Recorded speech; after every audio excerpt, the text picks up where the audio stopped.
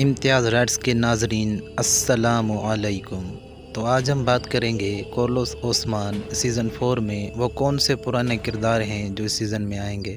تو ویڈیو کو شروع کرنے سے پہلے اگر آپ ہمارے چینل پر نئے ہیں تو اس چینل کو سبسکرائب کریں اور ساتھ ہی لگے بیل آئیکن کو ضرور دبائیں تاکہ آنے والی ہر نئی ویڈیو آپ تک پہنچ سکے۔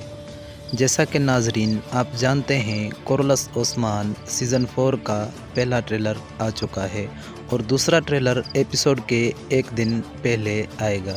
تو ہم آپ کو بتاتے چلیں ناظرین کہ کارلوس عثمان سیزن 4 میں عثمان بے یعنی کہ عثمان غازی جو بھی دوسرے قبائل تھے ان کے سرداروں سے ملیں گے اور ان سے ملنے کے بعد وہ منگولوں، بازنطینی اور سلیموں کے ساتھ جنگ کریں گے، کیونکہ ناظرین آپ کو سیزن 4 میں سلجوق سلطنت ٹوٹتی ہوئی نظر آئے گی اور عثمان بے اپنے قبائل والے سرداروں سے مل کر اپنی سلطنت کا بنیاد رکھیں گے اور یہ سلطنت آگے چل کے ایک بہت بڑی سلطنت بنی۔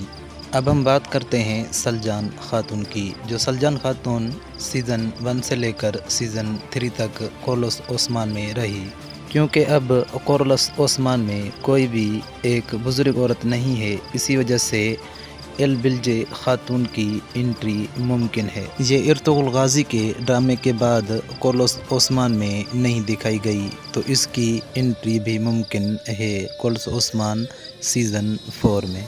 اور آگے ہم بات کریں سنگر تکن کی، جو کارلوس عثمان میں سیزن 1 میں دکھایا گیا تھا اور اس کے بعد سیزن 2 اور سیزن 3 میں غائب رہا۔